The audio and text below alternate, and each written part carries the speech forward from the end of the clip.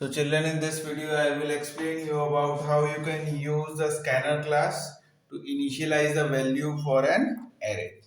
So in this case what we have to do that we will be again using the for loop, but before that what we need to do that first we will be importing the package over here, and then we have taken the class. Suppose the name of the class is array using scanner. Now in this program what we are doing that we are taking five values, five floating values, point numbers from the user, that means some decimal values with the user like 34.7, 45.5, 66.0, 99 and 125.9. And what we have to do that we have to reverse the number. That means what? First we have to print the last number, that is 125.9, then you have to print 99, then 66, then 45.5 and 34.7. So in this manner you have to print the thing. Okay, so in this program, in the main method what we have done, first we have used a scanner class and we have created an object keyword for the scanner class over here. Okay, once we have created the thing, what we need to do that we have to take the five floating point numbers. So for that we have taken an array by the name numbers over here, having the data type as float over here. And then what we have did, we have equated it with new float 5. Since we have to take the value of the numbers as 5, that means 5 number of variables or 5 number of floating numbers has to be taken over here. So we have defined the size of the array as 5 over here. Once we have defined the size, what we need to do that we have to take up the value, or we have to tell the user to enter the value. So we have written the statement system.out.println enter 5 floating point numbers. Okay. So having written this statement, this thing will be printed and user will know what he has to do next. So what he will be doing that he will be entering the values. Now we have to take the value for 5 times. Okay. So that's why we have used a loop over here from with initialization I equal to 0 and less than I less than 5. Again, see the number of elements or the size is 5 over here. So the index number will start from 0 and it will go up to 4.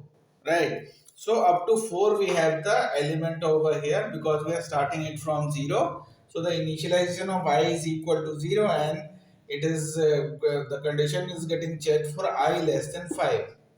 Okay, so when the very first time loop will run, what will happen? I is equal to 0 and this condition will be checked for 0 is less than 5.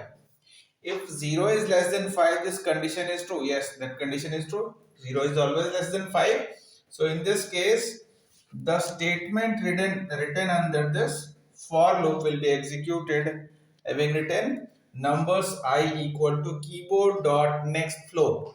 So in this case, what will happen? The value of the different index number will be taken. Like very first time when the loop will run, it will take up the value for numbers 0. That means on the 0th index we are storing the first value, and suppose that we have taken the value as 34.7, so that value will be getting stored in the 0th index on the very first time when the loop runs. In the similar way, the loop will run until I is equal to 4 and the value will be getting stored like this: 34.7, 45.5, 66.0, 99 and 125.9. Okay, so once we have taken the value for the array, what we need to do that we have to print the numbers again. So we have to do it in the reverse order. So for doing it in reverse order, what we have done that we have initialized the condition with I is equal to 4 and it will be running up to I greater than or equal to 0. In this way, what will happen? The index number will be taken from the very last. So when the last at the beginning when we have defined or we have initialized the value over here, so what had happened? That we have stored the value from up to downside, like 34.7, then 45, then 66, 99, and 125.9. And now when we are reversing that thing, so what will happen? You will start printing the number from the array from 125.9.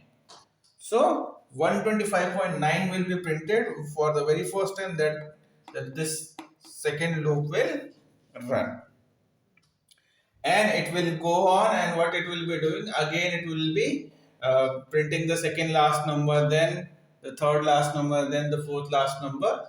In this manner it will be printed. So now it will be getting printed as 125.9, 99, 66, 45.5, and 34.7. Okay, so in this way, you will be using the scanner class in the arrays to implement the initialization and finally getting your logic implemented through the scanner class. Okay, so that's it in this video.